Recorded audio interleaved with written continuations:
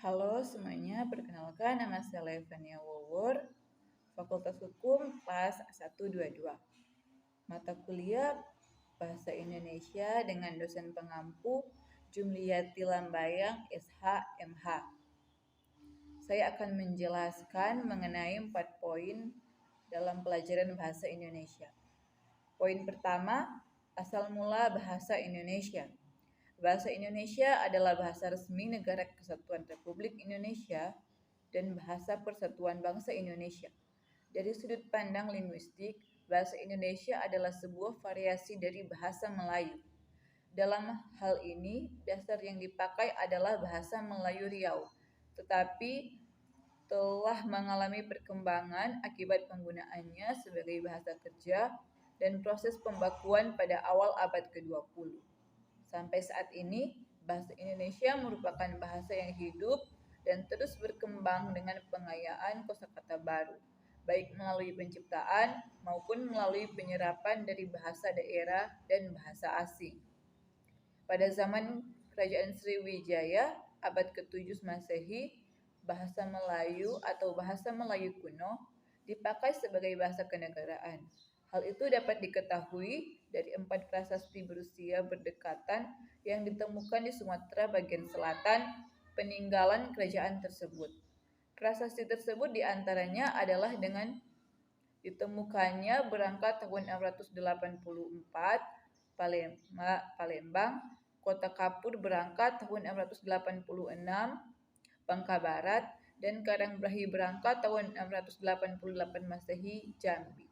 Prasasti itu bertuliskan huruf Pranagari berbahasa Melayu kuno. Pada saat itu, bahasa Melayu yang digunakan bercampur kata-kata bahasa Sanskerta.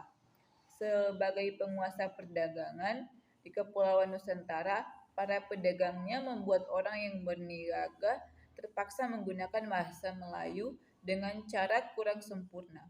Hal itu melahirkan berbagai varian lokal dan temporal pada bahasa Melayu yang secara umum dinamakan bahasa Melayu pasar oleh para peneliti. Penemuan prasasti berbahasa Melayu kuno di Jawa Tengah berangkat tahun abad ke-9 dan prasasti di dekat Bogor, prasasti Bogor dari abad ke-10 menunjukkan penyebaran penggunaan bahasa itu di Pulau Jawa.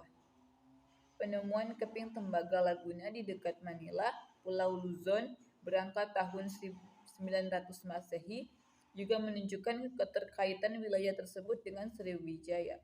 Pada abad ke-15, berkembangnya bentuk yang dianggap sebagai bentuk resmi bahasa Melayu karena dipakai oleh Kesultanan Malaka yang kelak disebut sebagai bahasa Melayu Tinggi.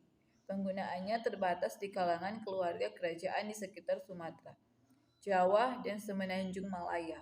Kemudian, Malaka merupakan tempat bertemunya para nelayan dari berbagai negara dan mereka membuat sebuah kota serta mengembangkan bahasa mereka sendiri dengan mengambil kata-kata yang terbaik dari bahasa di sekitar daerah tersebut. B. Ragam bahasa Indonesia. Perlu diketahui bahwa bahasa Indonesia juga memiliki ragamnya masing-masing. Penggunaan bahasa ini terkadang menyesuaikan dengan keadaan atau bidang-bidang tertentu. Contohnya, ketika berbicara dalam lingkup ilmu fisika, maka akan ditemukan kata-kata yang jarang didengar seperti destruksi, interferensi, dan lainnya. Sehingga dapat disimpulkan bahwa ragam bahasa Indonesia adalah variasi kata-kata berdasarkan pemakaian, topik yang dibicarakan, hubungan pembicara, lawan bicara, orang yang dibicarakan, serta medium pembicara. Macam-macam ragam bahasa Indonesia dikelompok menjadi 4, yaitu berdasarkan media, berdasarkan cara pandang penutur, ragam bahasa fungsioleg, dan ragam bahasa sosioleg. Ragam lisan. Ragam lisan merupakan bahasa yang dihasilkan melalui alat ucap dengan fonem sebagai unsur dasarnya. Ciri-ciri dari ragam lisan adalah memerlukan orang kedua atau teman bicara, tergantung situasi, ruang, dan waktu, tidak harus memperhatikan unsur gramatikal, namun memerlukan intonasi serta bahasa tubuh. Berlangsung cepat, sering dapat berlangsung tanpa alat bantu, kesalahan dapat langsung dikoreksi. Ragam tulis. Ragam tulis adalah tulisan bahasa yang dihasilkan dengan menggunakan rangkaian huruf sebagai unsurnya. Ciri-ciri dari ragam bahasa tulisan yaitu tidak memerlukan orang kedua atau teman bicara, tidak tergantung kondisi, ruang, serta waktu, harus memperhatikan unsur gramatikal, berlangsung lambat, selalu memakai alat bantu, kesalahan tidak dapat langsung dikoreksi, hanya terbantu dengan tanda baca. Ragam bahasa Indonesia berdasarkan cara pandang penutur. Apabila dilihat dari cara pandang penutur atau pembicaranya, ragam bahasa Indonesia dibedakan menjadi ragam dialek. Contohnya, gue udah baca itu buku. Ragam terpelajar. Contohnya, saya sudah membaca buku itu. Ragam resmi, contohnya, saya sudah membaca buku itu. Ragam tak resmi, saya sudah baca buku itu. Ragam bahasa fungsiolek. Fungsiolek yaitu bahasa yang sistemnya tergantung situasi dan keadaan berbicara, yaitu peristiwa berbicara, penuturan bahasa, tempat berbicara, masalah yang berbicara, tujuan berbicara, media berbahasa, tulisan atau lisan, dan sebagainya. Nababan 1984. Martin Jones dalam Chair 1995 membagi fungsiolek dalam bahasa Inggris berdasarkan tingkat formal atas 5 tingkat. Tingkatan ini sering disebut style atau gaya bahasa. Kelima tingkatan itu yaitu beku, formal, konsultatif, santai, dan intim. Dalam bahasa Indonesia berturut-turut berarti ragam beku, resmi, usaha, santai, dan akrab. Ragam bahasa sosiolek.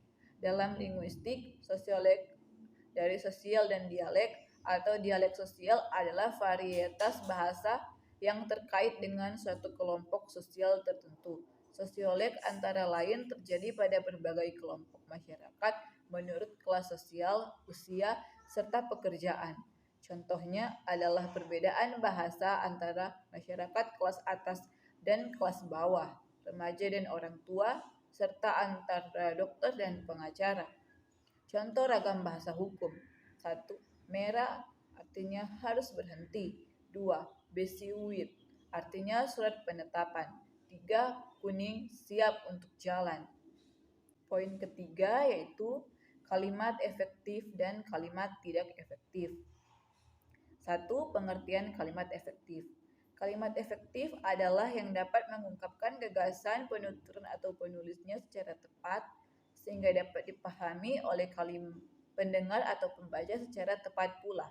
Efektif dalam hal ini adalah ukuran kalimat yang memiliki kemampuan gagasan atau pikiran pada pendengar atau pembaca.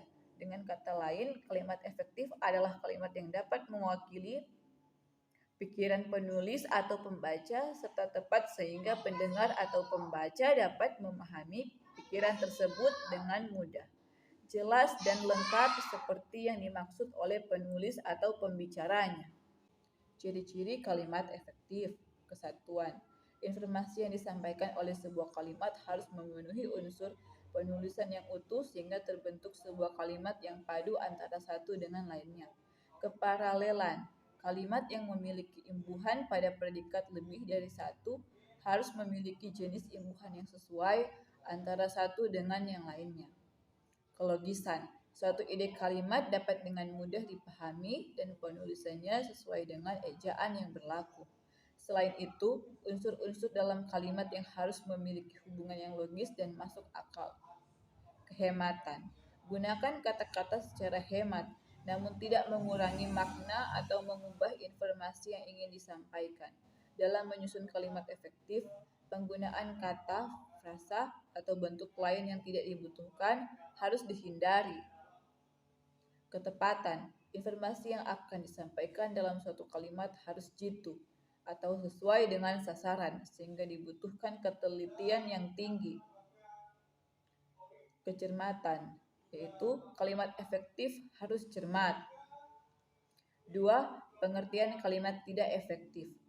Kalimat tidak efektif adalah kalimat yang susunan kalimatnya tidak mudah untuk dipahami dan tidak dapat memunculkan pesan yang lengkap dan jelas bagi pembaca atau pendengar.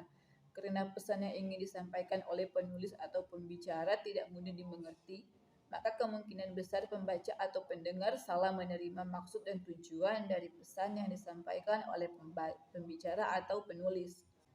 Berikut ciri-ciri kalimat tidak efektif. 1. Unsur kalimat yang tidak jelas. Ciri pertama dari kalimat tidak efektif adalah unsur kalimat yang tidak jelas. Unsur yang tidak jelas ini bisa kamu lihat pada struktur pembangun dan kalimat itu sendiri. Pada umumnya, setiap kalimat pasti akan memiliki subjek, objek, predikat, dan keterangan. Namun, pada kalimat tidak efektif tidak ada sebuah subjek di dalam kalimat. Tidak adanya subjek pada suatu kalimat menandakan kalimat tersebut tidak bisa menjadi kalimat pokok. 2. Penggunaan diksi kalimat yang banyak yang tidak tepat. Penggunaan diksi yang tidak tepat pada suatu kalimat memberikan pengaruh terhadap isi atau maksud dari kalimat tersebut. Isi yang tidak tersampaikan pada suatu kalimat bisa menyebabkan terjadinya kesalahpahaman antara pembaca dan penulis serta pendengar dan pembicara. Terjadinya kesalahpahaman pada kalimat yang disampaikan menandakan bahwa kalimat tersebut sulit untuk dipahami. 3. Penggunaan ejaan bahasa Indonesia tidak sesuai PUEBI. Sudah menjadi hal umum kalau dalam menulis sebaiknya mengacu pada PUEBI atau Pedoman Umum Ejaan Bahasa Indonesia, terutama penulisan karya ilmiah. Di dalam PUEBI, kamu akan mengetahui berbagai macam cara penggunaan ejaan yang sesuai dengan PUEBI, seperti penulisan huruf kapital, penggunaan huruf miring, tanda baca, dan lain-lain. 4. Tidak ada ide pokok dalam kalimat.